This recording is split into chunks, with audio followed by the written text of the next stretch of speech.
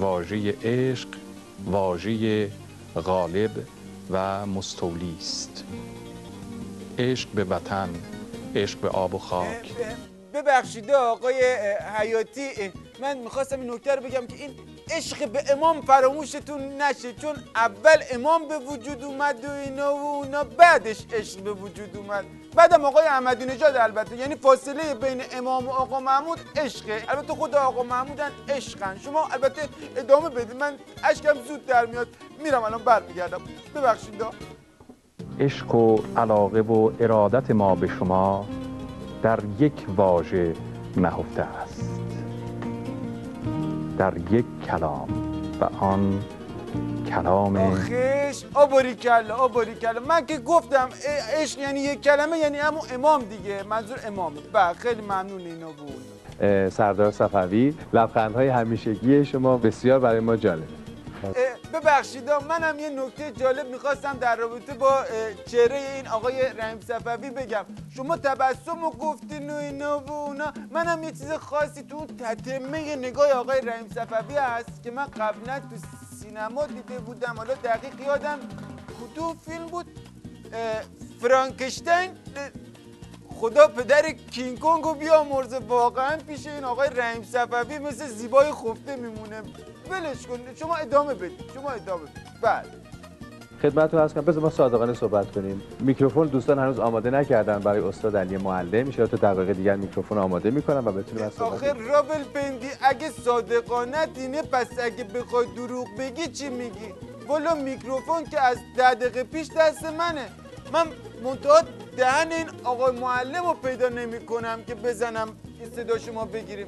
ولی خب شما شروع کنیم، من باز جستجو میکنم ببینم خلاصه این صدا از کجا میاد که این میکروفون من بزنم اونجا. بله آقای معلم که میکروفون استاد عزیز با هم آماده شد. سلام علیکم رو با بینندگان بکنید. داشت فراموشم میشد. خواهش میکنم.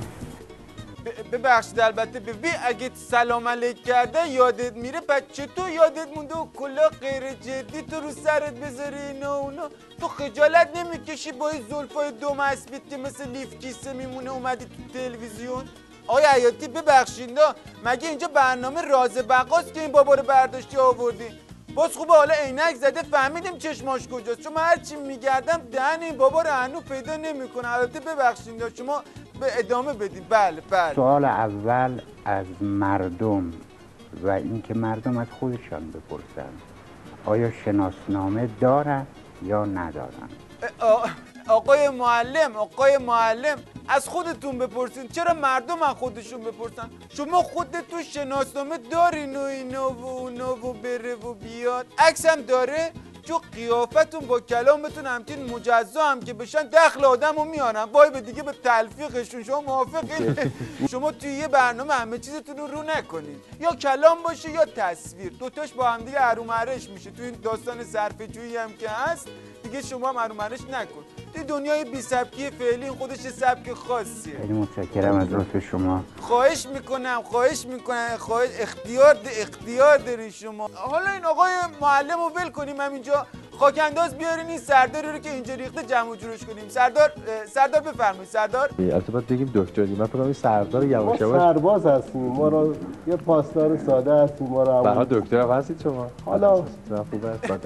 راست میگه این قزبید، یه حرف راست که میزنه همینه. خربوزه دکتر هم هستی شما، مهندس هم هستی، از دردونه بابا هم هستی شما.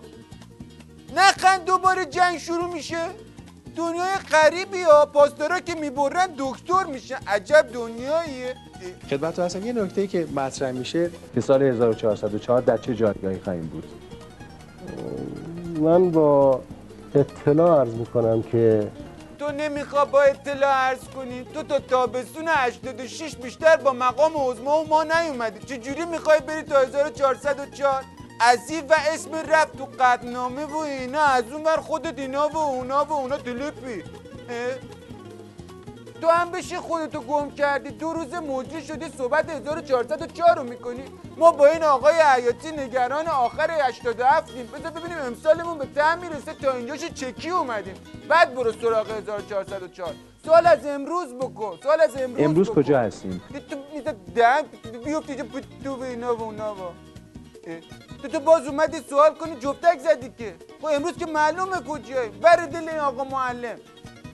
نه تو بگو از کجا تا کجا میخوایم بریم. آره اینا بگو اینا. از ایران به عراق، از عراق به سوریه تا لبنان. آقای دکتر شما تا لبنان رفتین خسته شدین، اجازه بدین من بقیه‌شو میرم. از اون ور میندازیم میای که دیگه میخوریم خلاصه ته اون کوچه‌ش همین استودیو ماست که دیگه میرسی میبینی اینجا نشسته حیاتی. ببین حیاتی معلوم نیست الان تو حیاتی یا تو حیات خلوتی، اصلا معلوم نیست وضعیتت. چطور دیلاق دو کلمه تو این برنامه حرف چرا نمیزنی تو؟